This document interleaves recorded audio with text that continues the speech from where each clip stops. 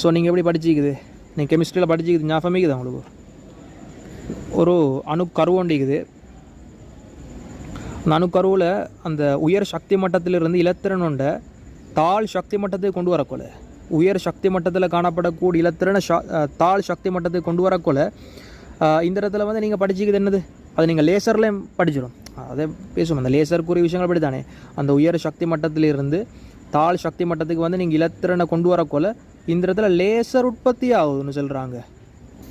லேசர்னு சொல்கிறது ஒரு மின்காந்தலை. இந்த இடத்துல மின்காந்தலை உற்பத்தி ஆகுது, ஃபோட்டோனில் போகுது. ஏன் ஃபோட்டோன் போகுது, ஏன் லேசர் உற்பத்தி ஆகுது, ஏன் மின்காந்தலை உற்பத்தி ஆகுதுன்னு சொல்லி ஒரு நாள் யோசிச்சு பார்த்திக்குதா? ஏன் யாராவது ஏன் இந்த இடத்துல இலத்திரன் வந்து உயர் சக்தி மட்டத்திலிருந்து தாழ் சக்தி மட்டத்துக்கு வரக்கொள்ள மின்காந்தலைகள் காலப்படுது, லேசர் காலப்படுது, அல்லது இந்த இடத்துல ஃபோட்டோன்கள் காலப்படுது? யாராவது ஒரு 2 minutes டைம் தரேன், யோசிங்களே. ஏன் காலப்படுது? இது உங்களுக்கு விடியாலி கேளான்னு சொன்னால் நீங்கள் சரியான ஃபிசிக்ஸை படிச்சிடலன்றது தான்.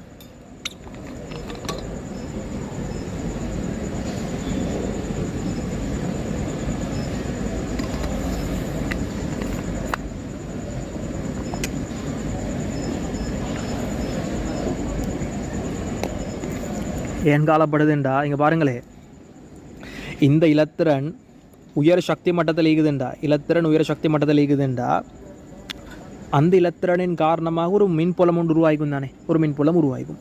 இப்போ இந்த இலத்திரன் அதில் தாழ் சக்தி மட்டத்துக்கு வருதுண்டா, இலத்திரன் என்ன செய்யுது? இலத்திரன் மூவ் பண்ணுது. இலத்திரன் மூவ் பண்ணுதுன்னு சொன்னால் கட்டாயம் மின்புலம் மாறுமா மாறாதா? 100க்கு 1000 வீதம் மின்புலம் மாறும். இலத்திரன் மூவ் பண்ணுதுன்னு சொன்னால் மின்புலம் மாறும். மின்புலம் மாறுதுன்னு சொன்னால் கட்டாயம் என்ன உருவாகும்? ஒரு காந்தப்புலம் உருவாகும்.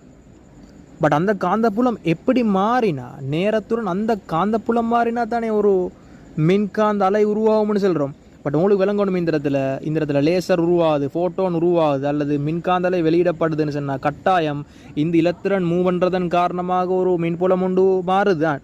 அந்த மின்புலத்திட மாற்றத்துக்கு செங்குத்தான செயல் ஒரு காந்தப்புலம் உண்டு எப்படி உருவாகும்? அந்த காந்தப்புலமும் நேரத்துடன் மாறுற மாதிரி இந்த இலத்திரன் மூவ் பண்ணும்.